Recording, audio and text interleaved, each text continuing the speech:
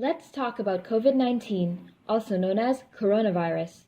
I've seen a lot of confusion on social media in the past few days and would like to help clear up the air, especially for my friends and family back home in Thailand. Since I started making this video, the number of confirmed cases in Thailand has doubled. The virus is spreading at an alarming rate. Look at the US, for example. In the past 3 days, the number of infections has doubled from 1,000 to over 2,000. Thailand is just at the beginning of the steep and difficult incline. We need to start acting now while we're still ahead. But before we do, let's get the basic facts down. On the 11th of March, the World Health Organization declared COVID-19 to be a global pandemic. I'm sure a lot of us are wondering what that actually entails, as a pandemic is kind of difficult for the average person to conceptualize. I mean, I don't understand everything either, but I've come across some great data sources that I've compiled to share with you.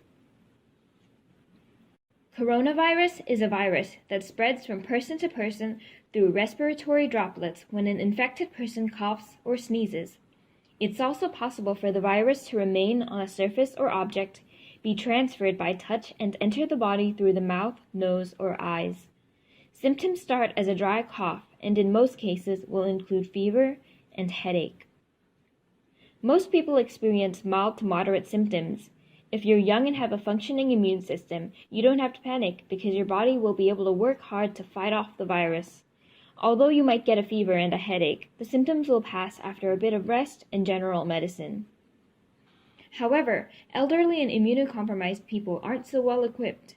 If the virus travels down the windpipe, it can cause pneumonia-like symptoms, including inflammation of the alveoli, which restricts the amount of oxygen able to enter the lungs.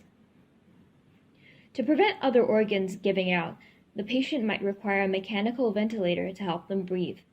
Ventilators, as is, are already a scarce resource in hospitals, especially in rural areas. Who should we be worried about? The answer is elderly people, immunocompromised people, and people with pre-existing medical conditions such as cancer or diabetes, because their immune system may not be strong enough to defeat the virus. It's true that young people like us probably won't die if we catch the virus, but because we move around so much, we have the biggest chance of passing it on to others, including our parents and grandparents. Let me show you why. Let's say you touched a contaminated surface on the bus, and then wiped your eye. Congratulations! The virus has entered your body and you are now at day 0 of infection. In your body, the virus takes a couple of days to grow and is ready to spread by day 3. At this point, your body becomes a walking weapon that is ready to hurt anyone you come in contact with. But alerting symptoms often appear later, at average on day 5, which means you've already had 2 days of unregulated human interactions. Maybe you went shopping in Siam, or watched a concert, or ate dinner with your grandparents. Either way, if you still keep going out, you put those around you at risk. Don't be that person. Stay home. You'll keep your family safe and also save the lives of people you'll never meet. How effective is staying home compared to other preventative measures? Let's examine how diseases spread in a population. In this model, a dot represents a person. A blue dot is a healthy person, while an orange dot is an infected person. If an infected person comes in contact with a healthy person, you can see the disease spread. In reality, people don't stay sick forever, and after a while, their immune system kicks up and defeats the virus, resulting in a recovery, shown in purple. Let's see what happens in the community of 200 people who move freely without any restrictions. Look at how fast the disease spreads. That's pretty scary. By the time 14 days passes and people start recovering, the entire population has already experienced the disease. Think of all the people who would be crowding up the hospitals.